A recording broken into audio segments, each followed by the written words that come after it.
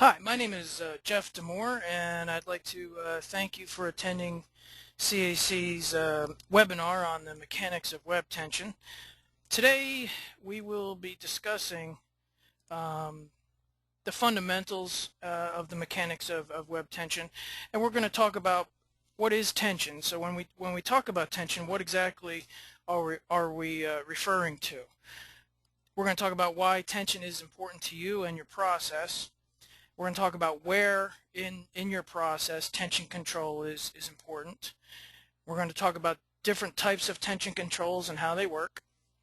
We're going to talk about the difference between closed loop and open loop tension controls. Tension is really the force that is applied to a web in the machine direction.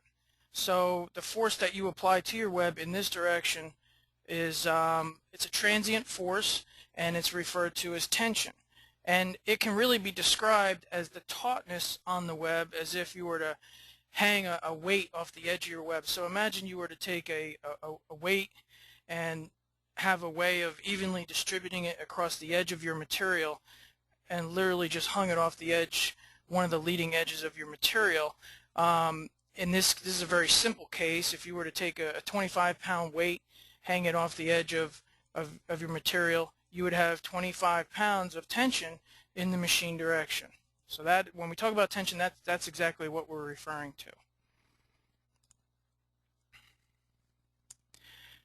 Also, I want to just mention to you too about questions. You can type questions in the, there should be a chat box that opened up with the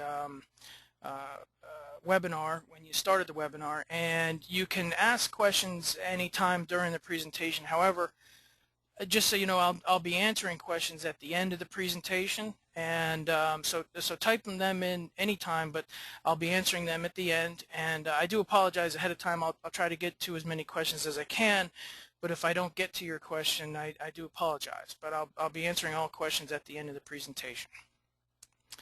So tension is measured typically in the United States as pounds per linear inch, or PLI. And basically, pounds per linear inch equals the total pounds of tension across your web divided by the web width in inches. And so conversely, the total web tension, if you know your PLI, if you know what pounds per linear inch you run, you just multiply that times the web width, and that'll tell you the total pounds of tension across your web. So in our simple example that I showed previously, if you had a 25-pound weight hanging off of let's say a 25-inch wide web, that would actually equal 1 PLI. Another simple way to look at it is if this was a 50-inch wide web, the tension would actually be a half a PLI. So tension is important to you and your process because you need web tension to properly unwind your rolls into your process. You need proper web tension to process your materials without defect, and to rewind your materials properly. The web handling principle requires traction with rollers in order for it to be applied to your web. And what I mean by the web handling principle states that a web will seek a 90-degree angle to a roll in its entry span to that roll. So anywhere in your process, as your web is traveling through your machine, it will always try to maintain that 90-degree angle to rollers in the machine. That's why webs are tracked, and that's often how webs are tracked through a machine. However, the web handling principle does not apply if you lose traction with these rollers. If the web literally slides around the circumference instead of being in traction with the rollers, you can then get some web tracking issues. The webs may slide from side to side, and the web handling principle does not apply. So it's important to control web tension on your web, just to have the web handling principle apply in your process. Web guiding systems won't work if the web is not under proper tension as it flows through a web guide. The web guide systems work using the web handling principle to move a web where it's supposed to be as it flows through a machine. And if the web slides on the rollers within a web guiding system, again, that web guiding system will be ineffective and may even cause you more trouble than it helps. A lot of wrinkle removal systems like bode rolls rely on web tension and traction in order to take wrinkles out of your web. And all webs stretch in the machine direction. It doesn't matter whether you're dealing with a half-mil polyethylene film or if you're dealing with a thick paper. All webs do have some stretch in machine direction, so that stretch needs to be controlled, and you control that with proper web tension. Here's an effect. Here's just a very simple effect of web stretching. You may, let's say you're doing some kind of printing on your web, and you go through a set of drive rolls, and let's say you add tension in this area of the web. You could literally distort the printing or whatever process you're doing to your web if you don't properly control tension.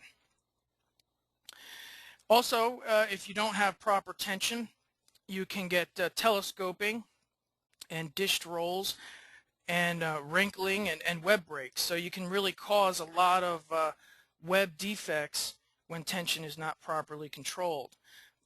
This is an example of a dished roll. When I talk about dished rolls, a lot of times, and this happens at a rewind, as you're building a roll, it'll start out okay at the core, and then you'll see it start to walk one direction, and as you continue to rewind, you'll see it walk the opposite direction. So when we talk about dished rolls, that's the defect we're referring to on a rewind. And telescoping is similar, except you may start out your rewind at a good position at the core, and then as you're winding, that roll literally moves, or the web moves to one side as it's being wound up, and that's telescoping.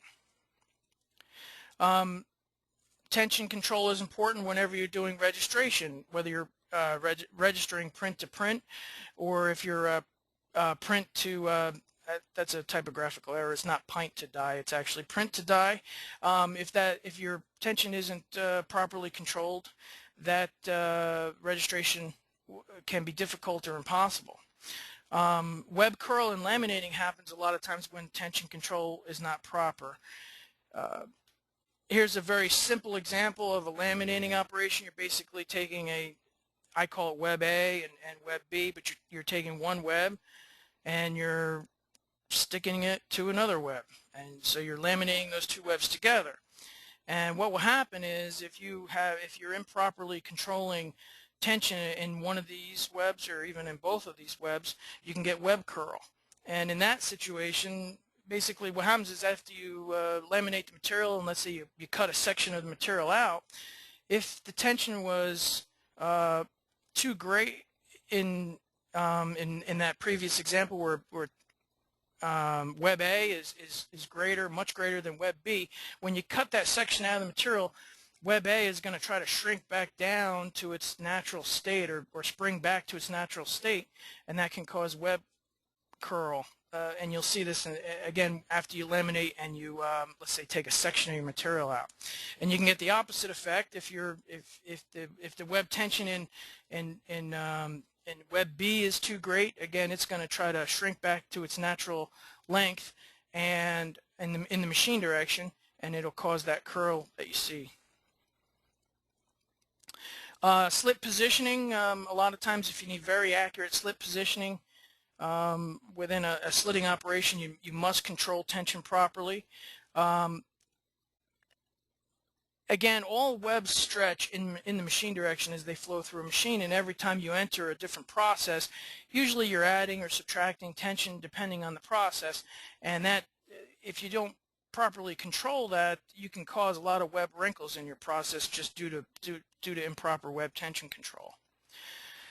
Now, all machines in the converting industry basically have 3 tension zones, and you may have multiple internal zones, but basically every converting operation has, each of the tension zones can be categorized as one of these 3. Basically, you have an unwind zone, you have an internal tension zone, which is your process, and then you have a rewind tension zone.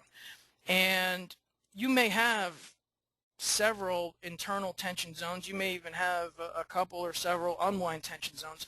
But each of those zones, again, can be categorized into one of these 3 types of tension zones. And it's important to remember that each tension zone is unique.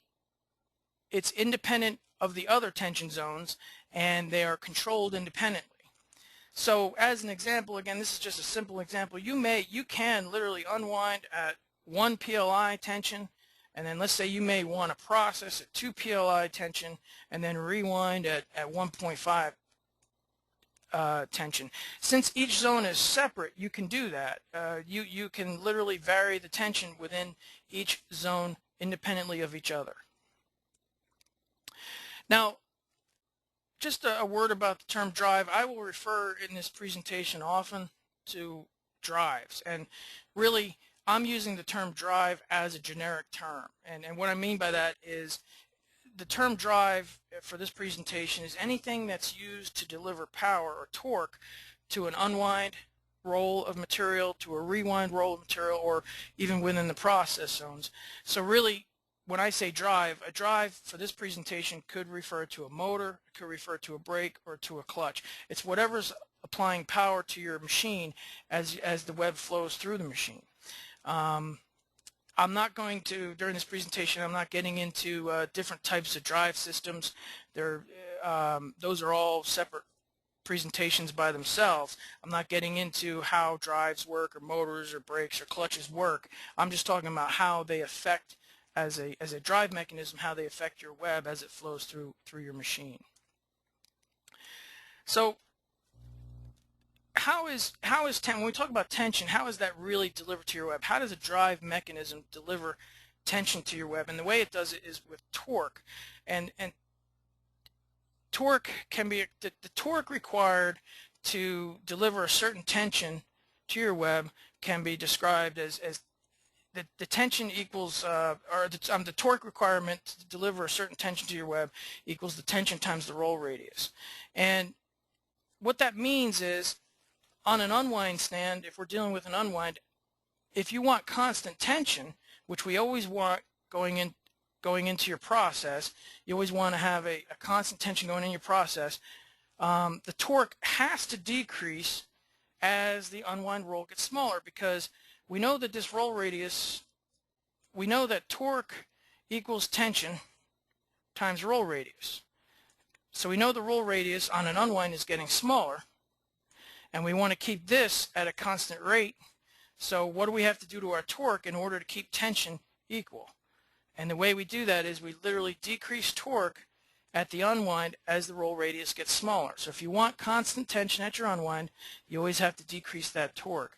And it's just the opposite for a rewind. Again, we know that roll radius on a rewind, we know the roll radius is getting larger, and we know we want to keep our tension always the same on a rewind. And we're going to talk about taper, which is another subject.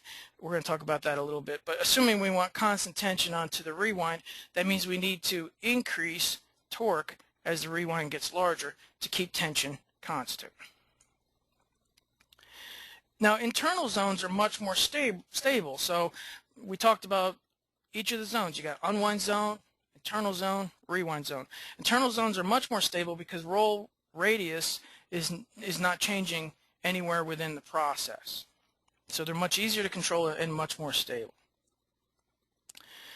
So again, using a very simple example, we know that torque equals tension times the radius, that's a linear equation. And so for an unwind, the torque has to decrease at a linear rate as the unwind's getting smaller. Again, to use round numbers, if we have a core that has a 3.5-inch OD, which is very common in the industry, the radius is 1.75. And again, to use round numbers, let's say our unwind starts out as 17.5-inch roll radius or a 35-inch roll diameter. So let's say this roll diameter on the outside is 35 inches, and my core is 3.5 diameter. What that means is, as this roll is getting smaller at the unwind, the rate at which it's getting smaller is at a 10-to-1 ratio. That means that my torque from my drive, whether this is a brake or a clutch or a drive mechanism, a motor, that torque output has to get smaller at a 10-to-1 ratio as this roll radius is getting smaller at the unwind. Now a rewind is just the opposite. Again, at the rewind you may start out at 3.5-inch OD core, and you may wind out to a 35-inch roll diameter. So my radius is getting larger. I'm winding from my core out to my outside roll. And that torque would have to increase at a 10-to-1 ratio for the rewind if you aren't constant tension onto your rewind. A lot of people ask me and ask machinery builders in general, what is the proper tension that I should be running on my web? And really, machines are designed to run within a specific tension range. And a lot of times the proper tension for your web to run it properly through your machine can really be determined through trial and error, past experience, but there are some ways to get a good general idea of how much tension you want to run on your material. TAPI publishes papers that have estimated tension levels for different materials and laminates. There's other industry resources, the internet. There's lots of places on the internet you can go to look at estimated tensions for certain types of materials. Again, let's say you're running a 0.5 mil polyethylene film or 1 mil polyethylene film. It's low density. If you know that, you can go out and you can get a general feel for how much tension, the tension range you should be running on that material. Another general rule of thumb is a lot of people know the tensile strength of their material, but they don't know what the tension is, and a lot of times proper unwinding and rewinding tension is between 10 to 25% of tensile strength. And but in the end, what's the proper tension for your process and your web is really determined by you, by running the machine, running the web through the machining, and seeing where you're getting your best possible product with the least amount of defects. Another way to measure, or one way to measure tension in an existing process is with load cells. A lot of people do have load cells in their machines, and simply a load cell uses strain gauges, and you have to imagine when you apply force to your web in the machine direction, in this direction, it will apply a weight. The web itself will apply a weight to this roller, and these strain gauges will measure how much weight is on this roller. And normally load cells can give you a readout as to how much tension is across that roller. Again, take the total number, the total tension, and divide it by the web width, and that'll tell you PLI, pounds per linear inch.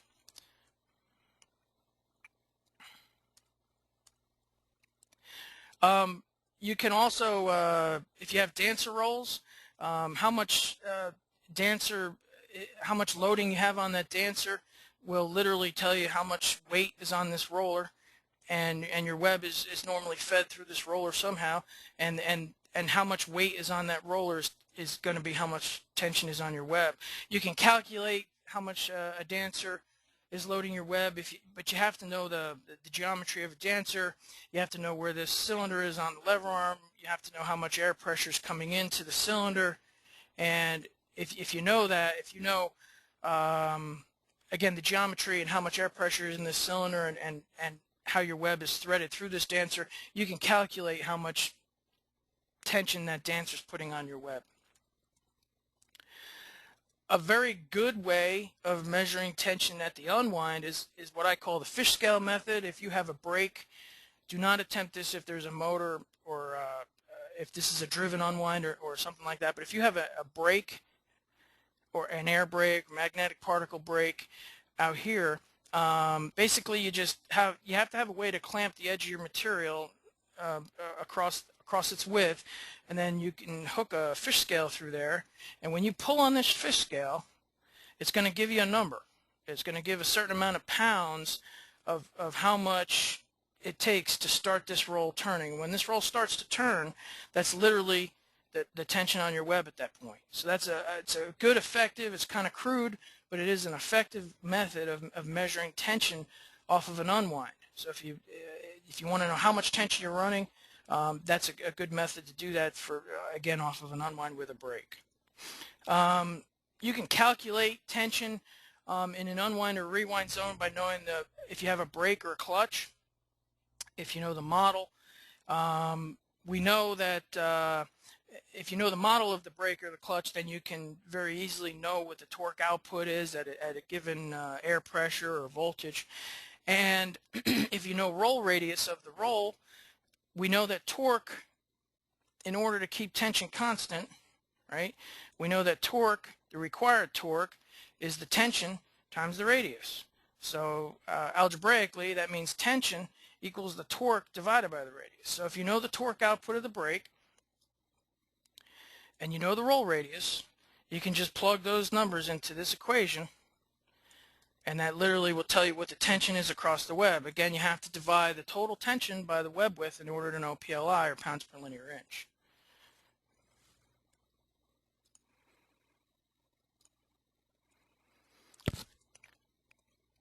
We're going to talk a little bit about taper tension. Basically, the most important thing about taper tension, I get a lot of people who confuse taper tension with the fact that you are, in essence, tapering off the torque off of an unwind to keep tension constant. Now, that's not taper tension. So don't confuse, by decreasing torque off of an unwind going into your process, don't confuse that with taper tension. That is not taper tension. Unwind zones never have taper tension, and internal zones never have taper tension. A rewind zone in your machine should always have at least the capability to have taper tension. You may not need it. You may rewind under constant tension, but you should always have that capability built into your machine, because you may want to be able to run taper tension at some time. And the reason you want taper tension, and what it does is you're actually, as the rewind roll is getting larger, you're decreasing tension on the web to relieve compressive forces that'll be built into the rewind. If you try, a lot of materials, not all materials, but a lot of materials, if you try to wind them with constant tension onto the rewind, you can get wrinkling and starring and even crushed cores, because basically a rewound roll is like a big clock spring. Every time you make a wrap onto the rewind, you're building compressive forces against the core all the way down at the core, and that can cause a lot of defects in your rewound roll. So taper tension, what it does is, as the roll is getting larger, it literally decreases the tension amount as the roll's building, so that you don't have as much compressive forces pushing down on that core, and you can relieve a lot of the wrinkling and the starring and the crushed core problems. And taper tension is generally set as a percentage of total tension setting. And as a general rule of thumb, taper tension will decrease tension linearly as the roll gets larger. So as an example, if you have a roll with a 10-to-1 ratio build like we were talking about earlier, instead of increasing torque at a 10-to-1 ratio to have constant tension at the rewind, instead of increasing torque at a 10-to-1 ratio, you may increase torque at maybe, let's say, a 5-to-1 ratio. So in essence, you would wind up at the outside of the roll with half the tension that you had at the core. And that taper effect can help you with a lot of defects that you may have at your rewind.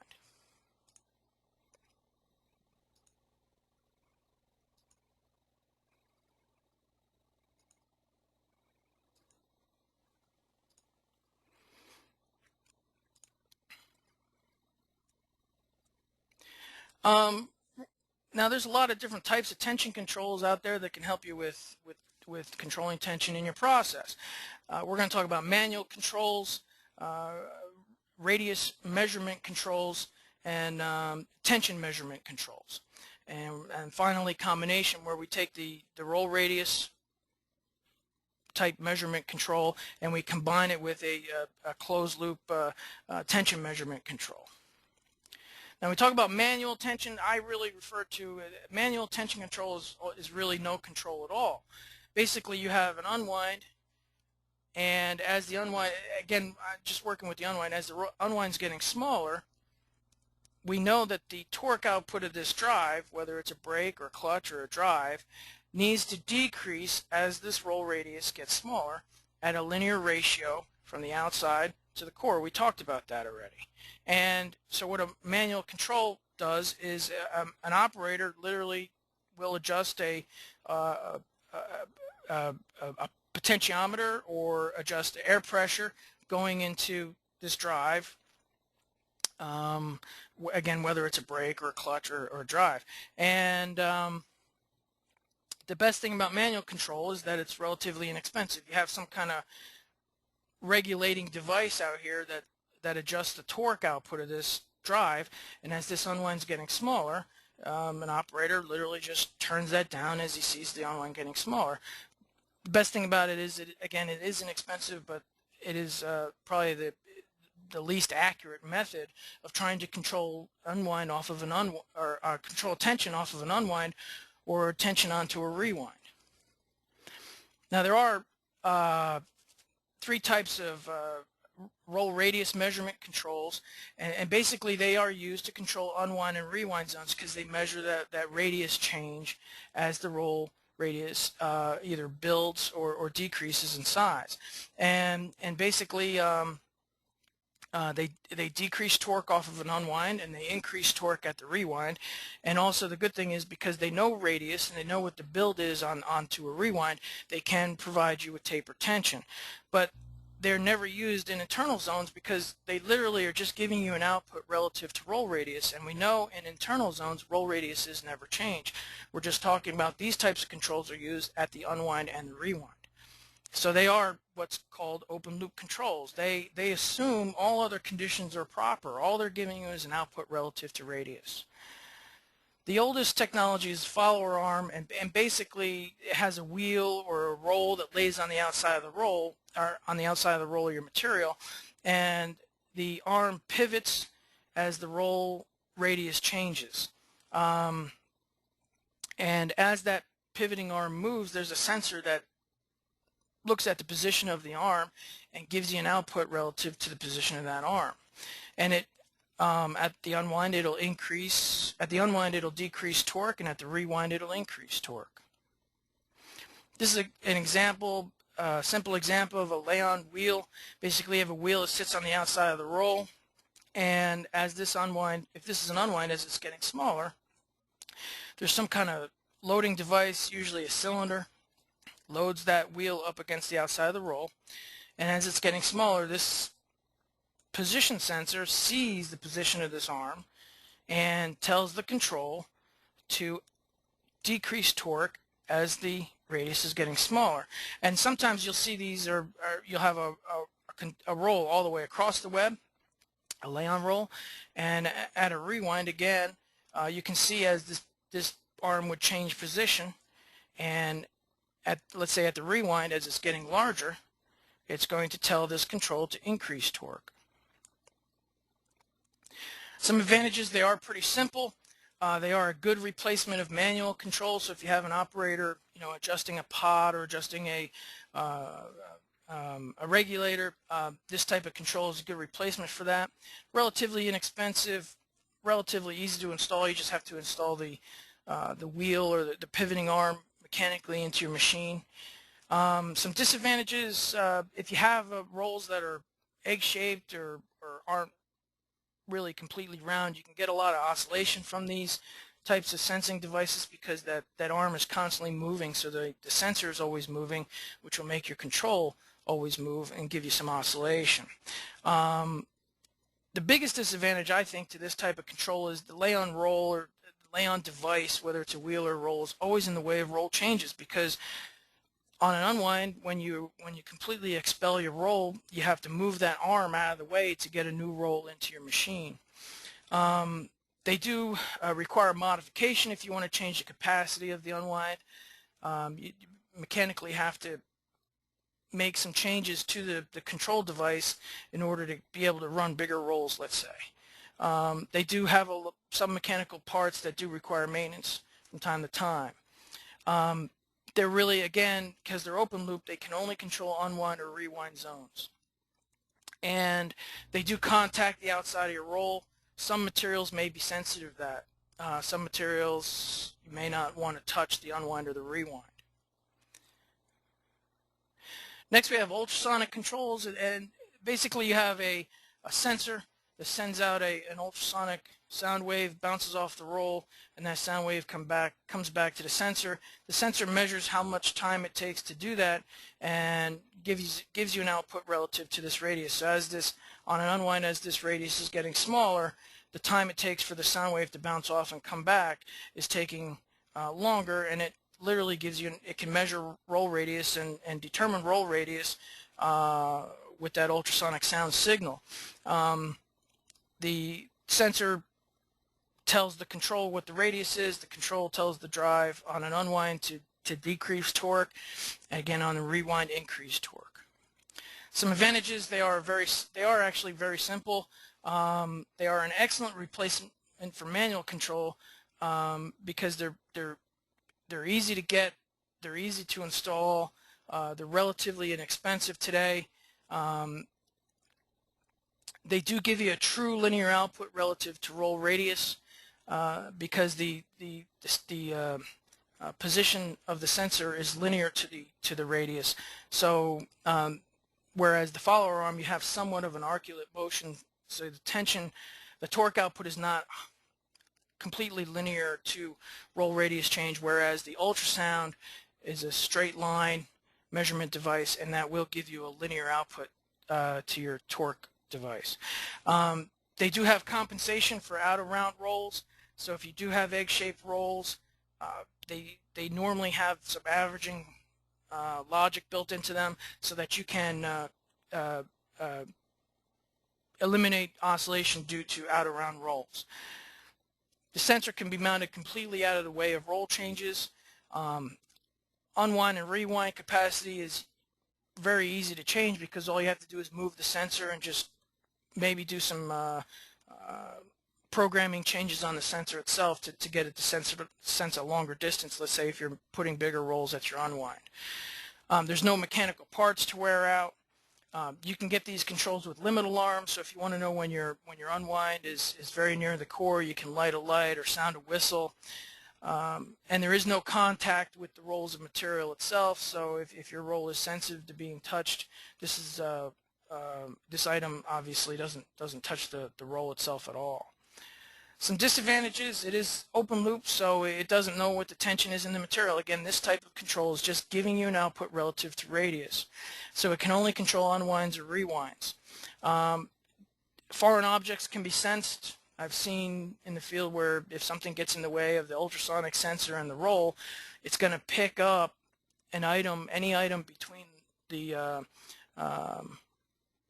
roll of material and the sensor itself. So if anything can get in the way, that's going to give you a false signal. They do require electronic calibration from time to time, and signal absorption is a problem if you have materials that may have a tendency to absorb that ultrasonic sound wave, basically, and not allow the sound wave to make it back to the sensor. That could cause you some issues or false signals. Perpendicular positioning the sensor is critical. It does need to be positioned relatively accurately to the center line of the roll. If it's not perpendicular to that roll, it's sort of like if you throw, let's say, a basketball at a wall. If it's not traveling perpendicular to the roll, it may not bounce back to you. It might bounce off to the side or up or down, and the same kind of principle works for the ultrasonic sensor. So it isn't, the positioning is somewhat critical to the system. There is a roll radius calculator, and basically when we unwind, again using an unwind example, one of the things that we know about this unwind, as it's going to get smaller, we know that my RPMs are going to increase because the material going into your process generally travels at a constant speed, except during startup or shutdown. You're generally moving this at a constant speed. So what we do is we put an RPM sensor on a roller in your machine, and we put an RPM sensor at the unwind. We know that as this unwind is getting smaller, we know the RPMs are always increasing at a linear rate as this is getting smaller, but we know that the RPMs at this roller are always constant because we're traveling in the machine at a constant speed. So what this controller does, it looks at this constant feed rate and it compares it to a known decreasing rate at the unwind, and it can literally calculate, looking at a constant rate here and a changing rate here, it can literally calculate the roll radius as it's getting smaller at the unwind and larger at the rewind. And once you know roll radius, as we talked about with other controls, once we know that radius, we know that we have to decrease the torque output of this drive mechanism at an unwind or increase at a rewind.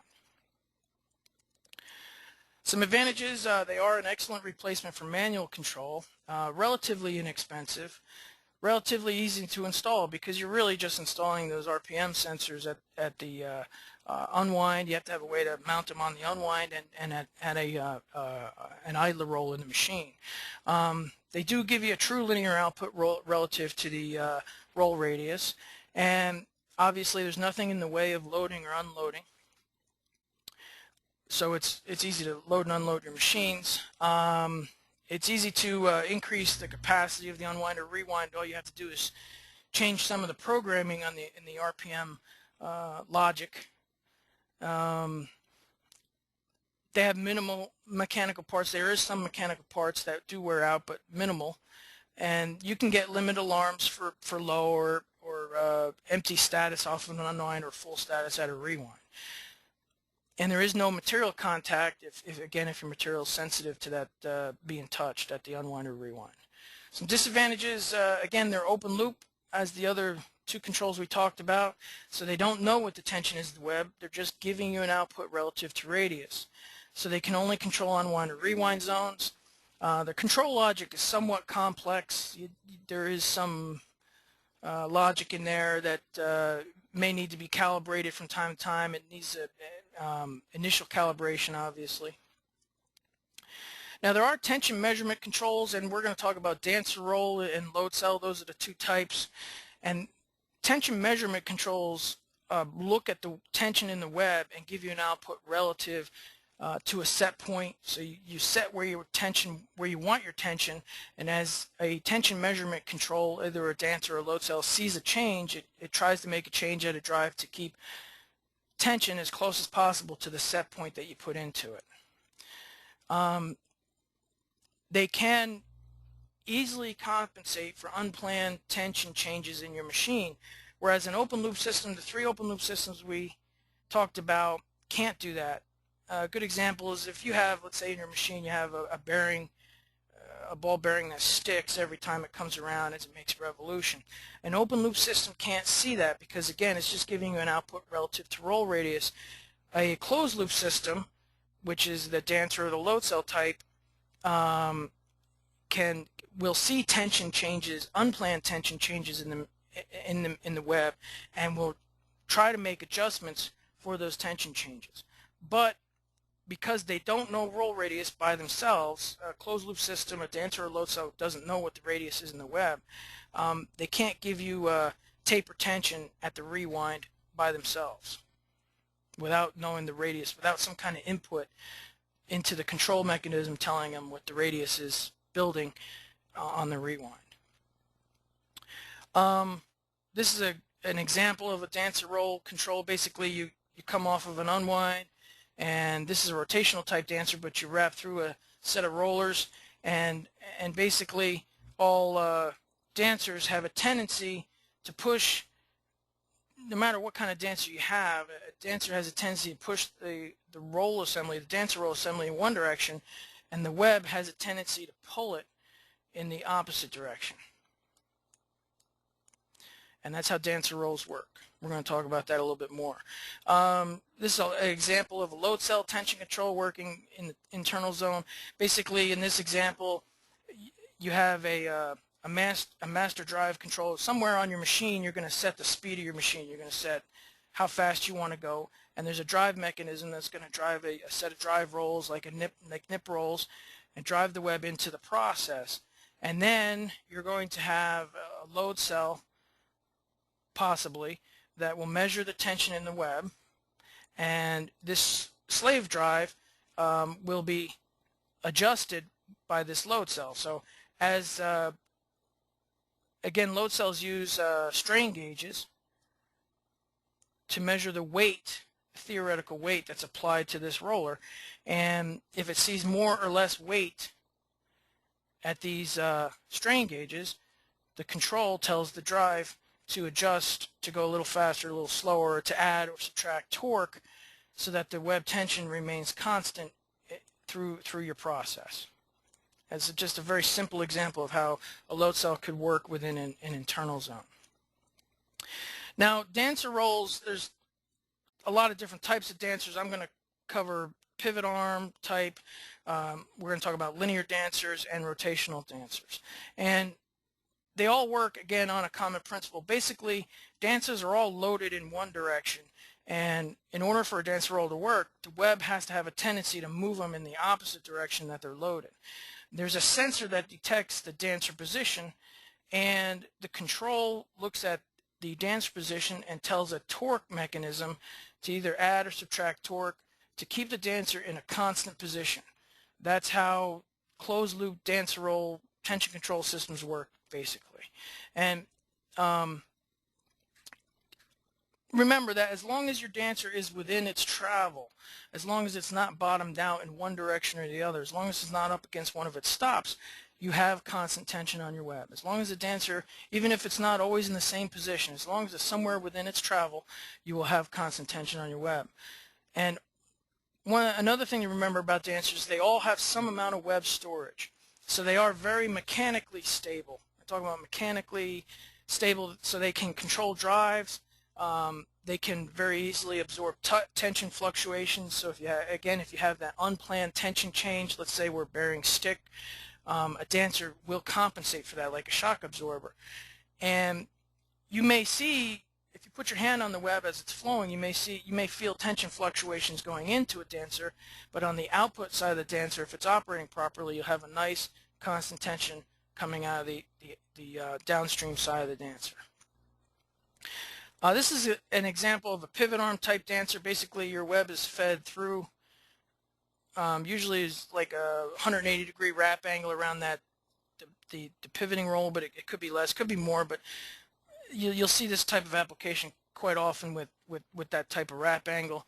And you can see that this air cylinder is loading the roller in this direction. And as you apply tension to this web, let's say you were to hold the web back here and pull it out, the web is going to have a tendency to lift that roller up.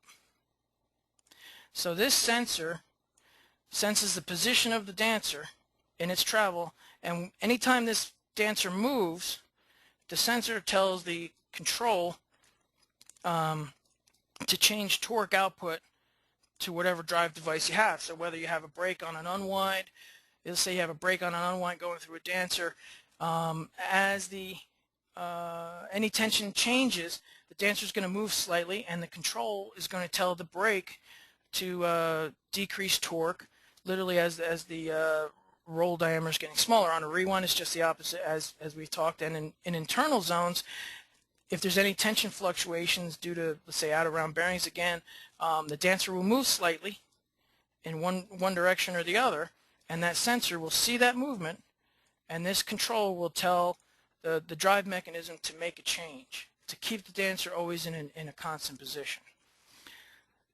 This is one of the simplest type dancers. It's by far the most common design that you'll see most dancer rolls designed this way.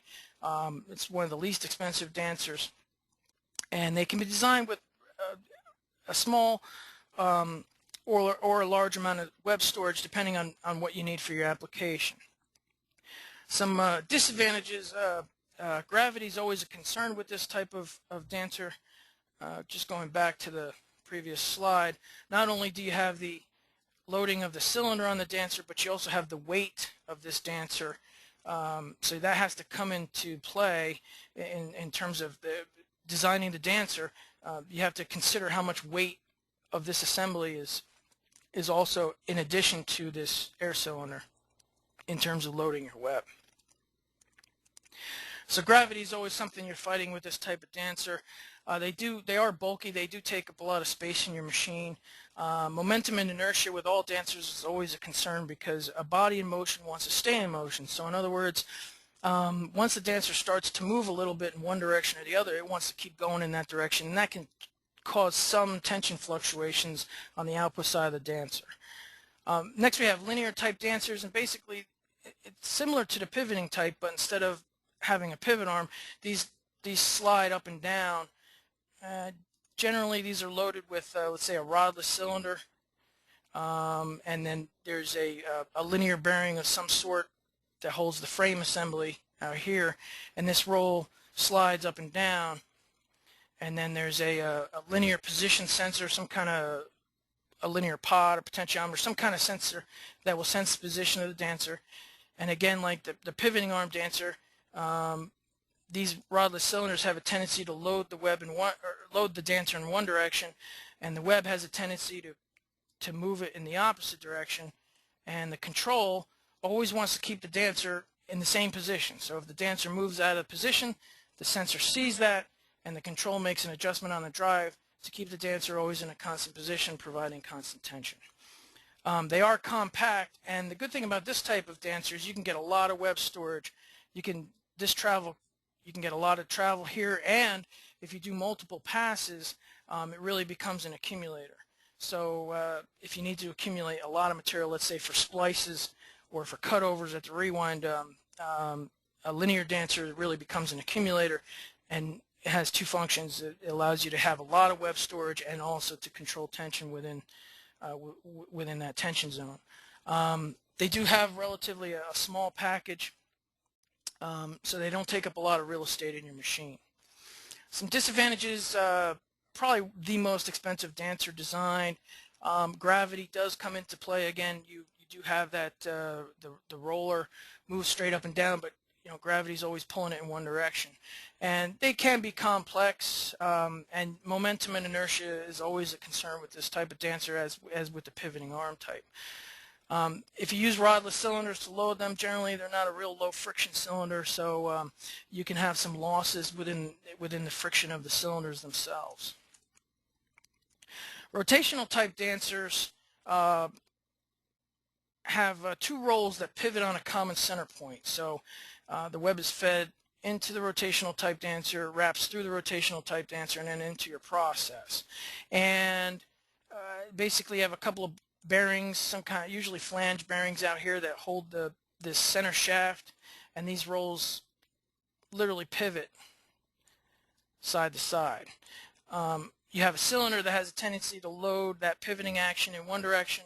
The web has a tendency to move it in the opposite direction, and you have a sensor in the center of this type of dancer that senses the position of the dancer, and if it goes too far one way, the drive makes the control makes an adjustment to the drive to get it to move back to a constant position within its travel. So like other types of it works on the same principle as other types of dancers, but instead of moving up and down or side to side, they rotate within bearings. Some advantages, they're not affected by gravity because the rotational the rolls really, because they're rotational, they counterbalance each other, so gravity's taken out of the mix. Momentum and inertia still exist, but they're greatly reduced because you're pushing and pulling at the same time on this dancer, so you can decrease a lot of the momentum and inertia concerns. They are supplied with a generous amount of web storage, and they don't take up a lot of space in your machine. Some disadvantages: they can be expensive.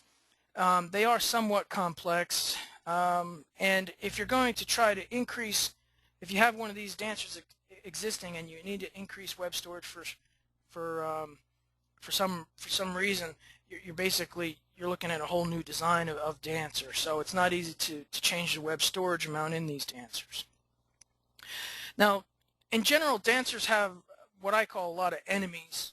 Some of the things to remember when you're thinking about dancer rolls is friction. Friction is a big enemy of a dancer. You want to stay away from O-ring type cylinders.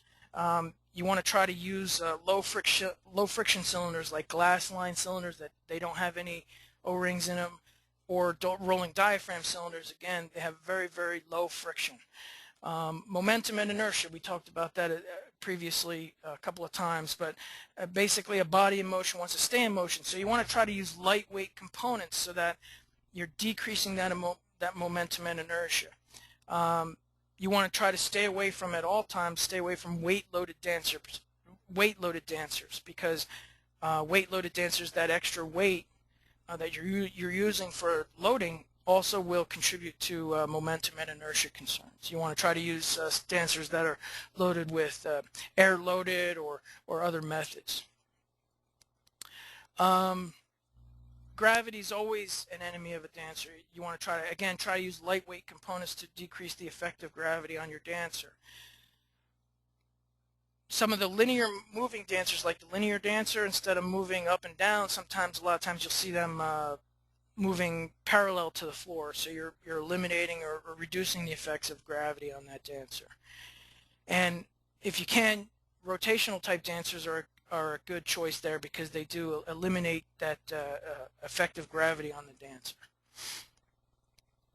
One of the things you'll see is older dancers, a lot of times back in the old days, they were weight loaded, and basically you would add or subtract weight from the dancer, literally little metal weights or some kind of weights.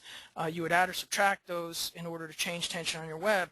Newer designs use air cylinders for loading and pressure regulators to add or subtract tension. So when you want to add tension to your web, you would literally adjust some kind of mechanical pressure regulator, and as you add pressure into an air cylinder, you're adding tension to your web.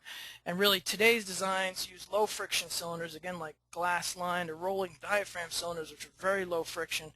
And instead of using pressure regulators, a lot of times today they use I to P or E to P converters, where they're, instead of adjusting a pressure regulator, you're adjusting a potentiometer, and then there's a closed loop feedback to an electronic pressure regulator. It gives you very, very accurate loading control within the cylinder of your dancer. Older dancer designs use potentiometers to sense the position of a dancer, and potentiometers have wearing parts, and they will require replacement from time to time.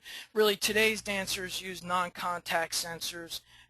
Non-contact sensors might be proximity sensor that has that gives you an analog output, or you might use an encoder of some type, so that you get much better accuracy than just a standard old potentiometer, and longer life, because you don't have that mechanical motion of a wiper rubbing against a stator within a potentiometer. So you're getting better again, better accuracy, longer life out of sensing methods today.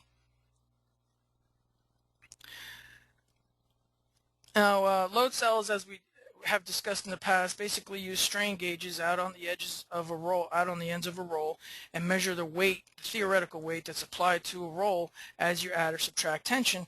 And load cells are very simple to operate, because the machine operator will walk up to a load cell control and input on a keypad or something similar how much tension they want on the web, and generally there's a readout. So let's say you want 50 pounds, you dial in 50 pounds into the load cell and load cell control, and literally all the load cell control does is it measures the actual weight on this roller and changes the torque output of some drive mechanism to keep that weight constant. So you have a set point, let's say it's 50 pounds, and some external condition, or as the unwind's getting smaller, something changes that or changes the weight to, let's say, 49 pounds or 51 pounds.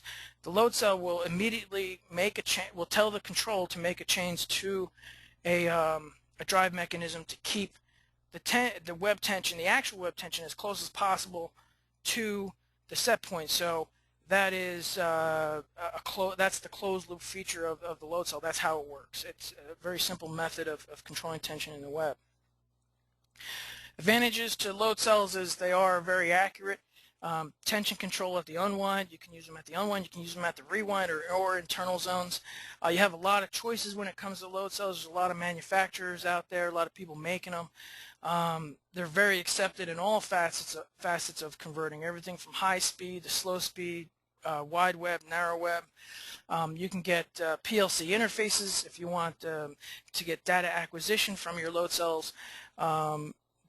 Load cells today have auto-tune features which simplify the calibration process and simplify the initial setup process.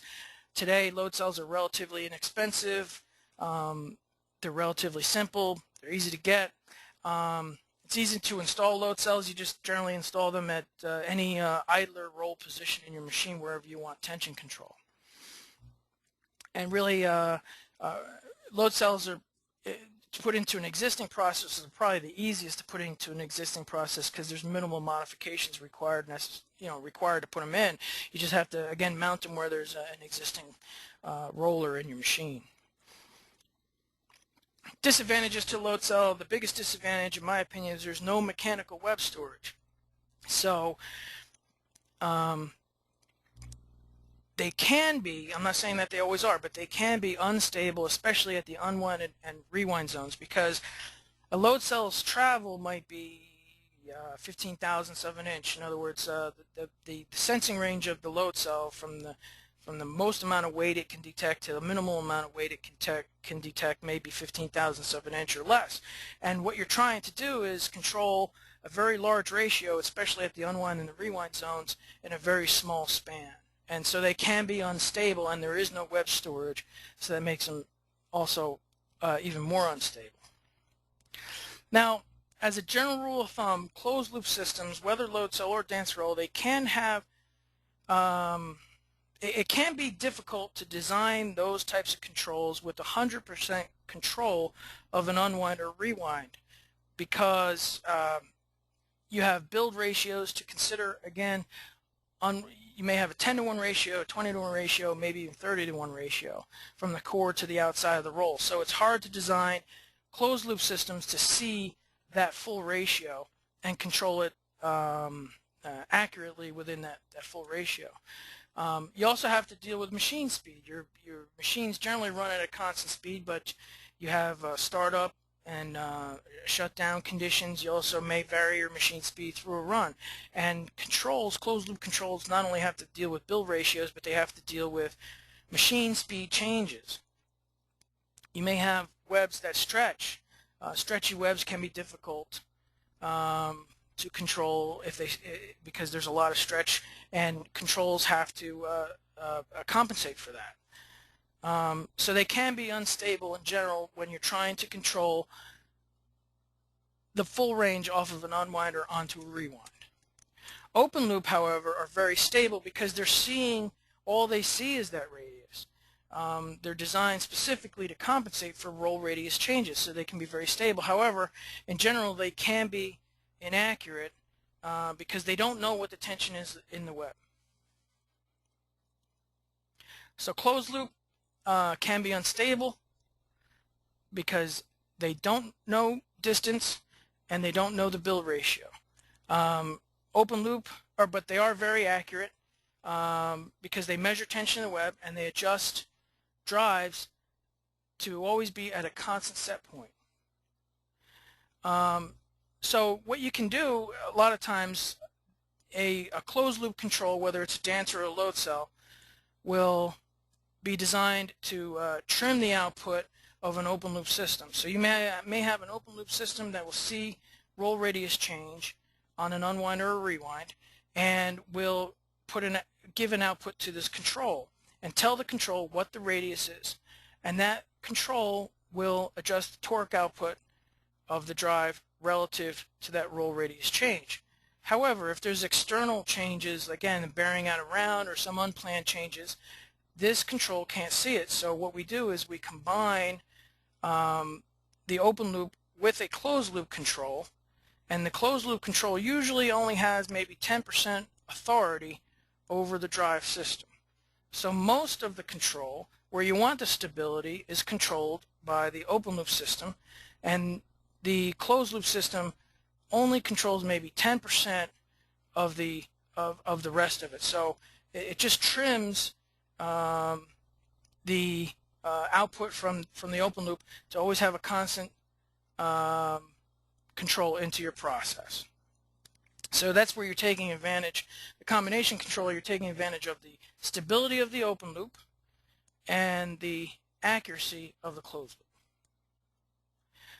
Some advantages, they are you get very accurate control, very stable control. You can have the, again, PLC interfaces where if you want data acquisition. Some disadvantages, obviously the highest cost, because you have now the cost of an open loop and a closed loop control combined. Very complex logic and control systems involved there. Basically, if you have tension control properly designed for your application, you can decrease waste in your machine. They can also allow your machines to run faster if you have controls properly positioned in your process and properly designed for your process. Also, adding automatic controls where you have manual controls now can allow your machine operators really to concentrate their efforts somewhere else on the machine, so they don't have to be constantly, let's say, adjusting the torque output of a brake on an unwind or torque output of a drive on a rewind. If you have your tension controls in your machine should be designed to run all the types of materials in your process, and really proper tension control today in converting is really essential to increasing your profits in your process.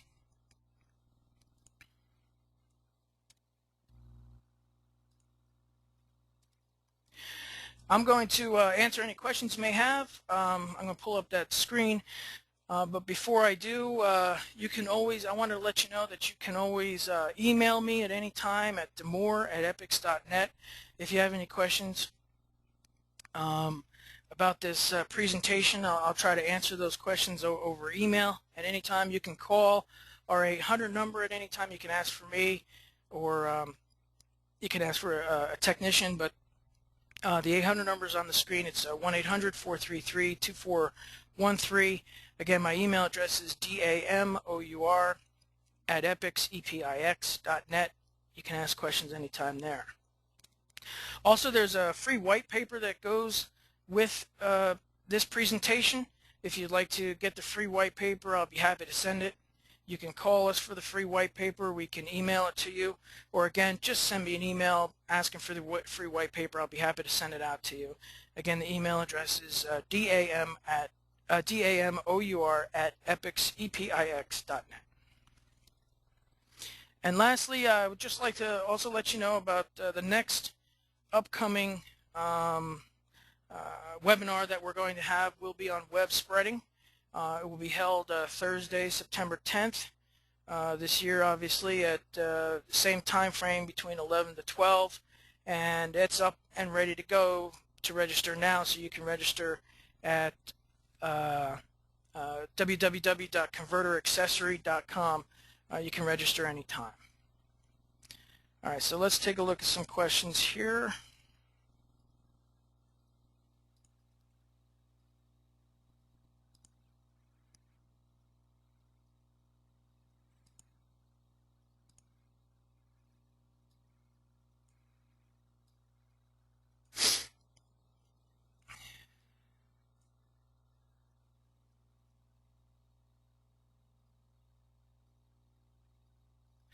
I have a question here that says, you mentioned that dished roll can be caused by tension.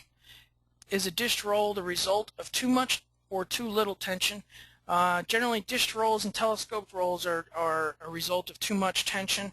Usually, a lot of times you'll see this type of condition where you have what I would call a slippery web, and a good example might be like release line, or let's say label release line or something like that, where the coefficient of friction between the layers of the roll on the rewind is not high. So when you have a lot of tension, you're squeezing the inner layers, and they want to go somewhere, and they slide sideways. Dished roll and telescoped rolls both, you'll see that condition, usually due to that type of condition where there's too much tension on a what I would call a slippery web, or a web that doesn't have a lot of coefficient of friction with other layers within the rewind. A good example, if you try to grab a wet bar of soap, the harder you grab it, the more it wants to slip out of your hand. That's the kind of thing that happens on a rewind when you're dealing with dished rolls or telescoped rolls.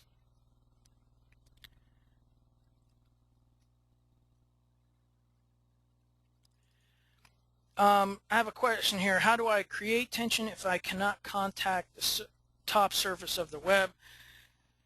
If you can't touch the web on one surface, you could theoretically have load cells.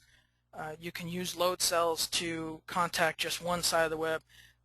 Dancer rolls, no matter how you thread a dancer roll, you're going to pretty much contact both sides of the web, but load cells can be designed to contact just one side of the web, or open loop controls on an unwind or a rewind, whether you're using the ultrasound control.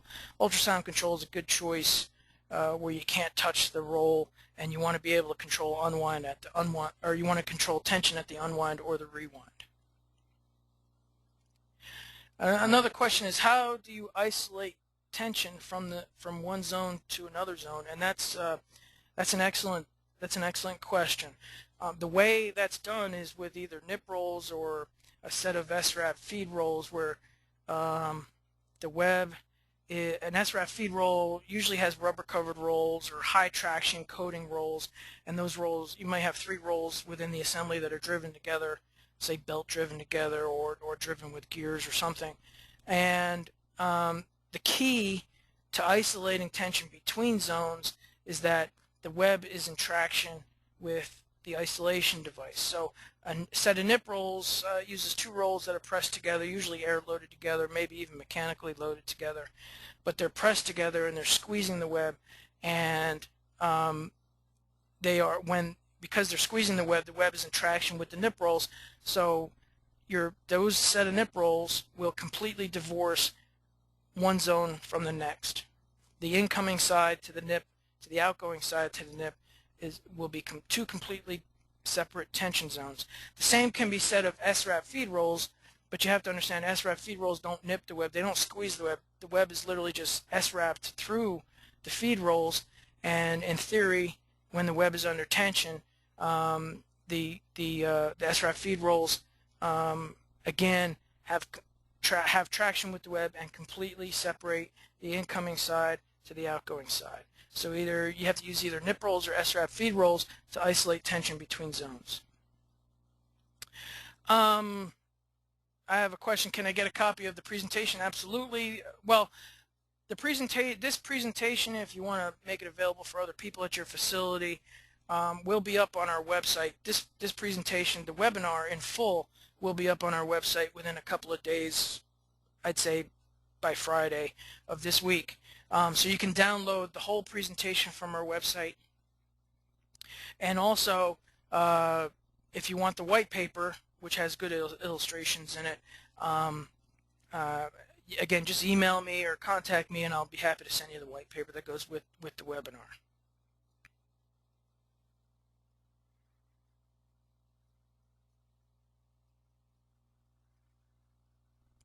I have a question. Is there a rule of thumb for selecting between a dancer and transducer systems, I guess meaning load cell system, such as low tension, which way, in a low tension application, which way would you lean? It's a tough question to answer. Certainly for low tension dancer roll, dancers can be designed for very low tensions, and load cells can also be designed for low tensions.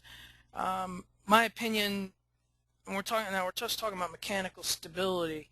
When you're trying to control unwinds or rewind zones, I think dancers a lot of times are a better choice, because if you ever have to deal with egg-shaped rolls, they have that within their storage. They have the capability of storing up fluctuations due to, let's say, egg-shaped rolls or out-around rolls. And unfortunately, load cells just don't have that mechanical storage, so they can't store up. They try to make a change to compensate for out-around rolls, but they can't store the fluctuation where dancer rolls can. And I think load cells are better for internal zones because roll radiuses aren't changing, and you also don't have to worry about egg-shaped rolls so much. So that's more how I would qualify. It's not, I think for, if you just say low tension, I think dancers and load cells can be designed equally well for low tension applications. I have a question, do nip rollers add or decrease tension? Nip rolls simply divorce tension zones. They can be designed, depending on the drive system that you put in place, they can be designed to add or subtract tension within the downstream load of the nip, or downstream zone of the nip.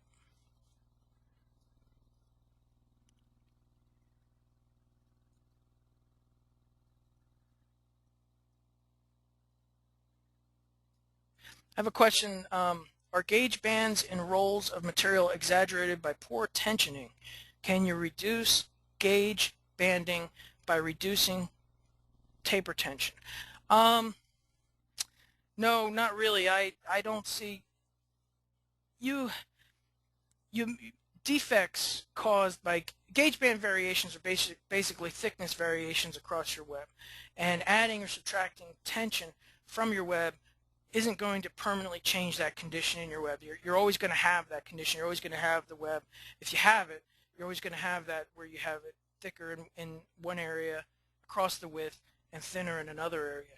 And adding or subtracting tension isn't going to permanently change the material to eliminate those gauge bands or eliminate those thickness variations. You can, I have seen applications where people add a lot of tension to their web to try to decrease the defects caused by the gauge bands. They're not eliminating the gauge bands, they're just eliminating or helping to decrease defects caused by gauge bands. However, we're talking a little bit about taper tension in this question, and I don't know if taper tension would help you with gauge band variations on a rewind, but I will make the suggestion. A lot of times people with severe gauge band variations or a lot of gauge band variations use oscillating controls, which are a web guide that on purpose move your rewind from side to side so that the gauge bands are evenly distributed across the full width. If you can live with having your edges of your material off by however much you oscillate the web, and a web oscillator can help you a lot with gauge bands, but it's not really a tension control, that's a web guiding system. I have a question, how can you reduce baggy edges? And that's a very, people have been asking that question for a long time. It's a good question because baggy edges can cause you a lot of headaches and a lot of defects in your process. Tension controls aren't going to really decrease baggy edges. It's a tough thing. Spreader rolls, some spreader rolls can help you with that, and you may, whoever asked that question may want to tune in to the spreader roll presentation that I'll be giving in September.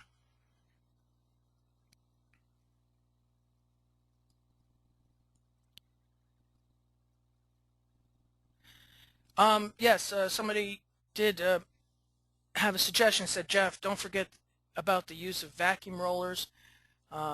These only contact one side of the web, and yes, absolutely, they can be used. Vacuum rollers are a good option where you want to apply tension to a web where you can only contact one side of the web, and also vacuum rollers are used, especially webs with that condition where you only want to touch one side, are used a lot in place of nip rolls or SRAP feed rolls. They are used to divorce tension zones as well.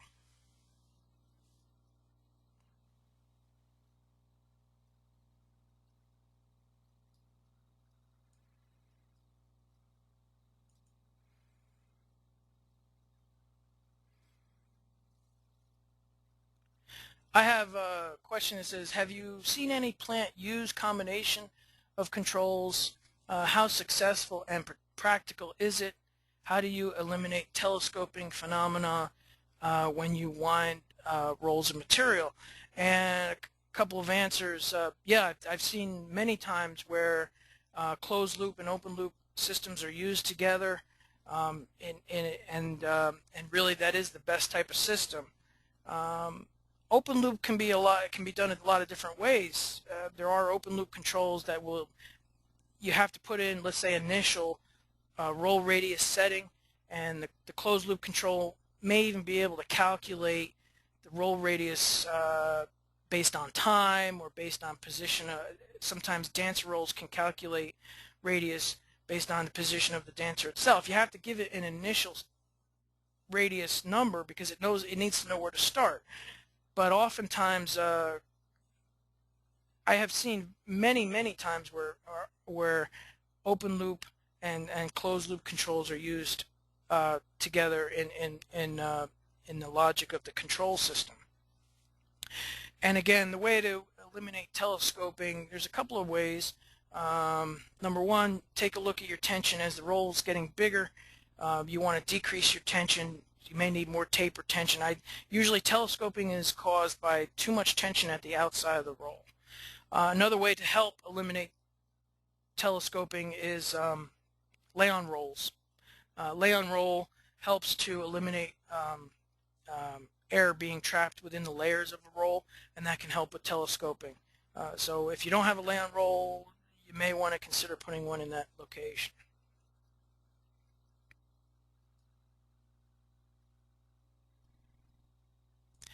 And that's it for questions. I appreciate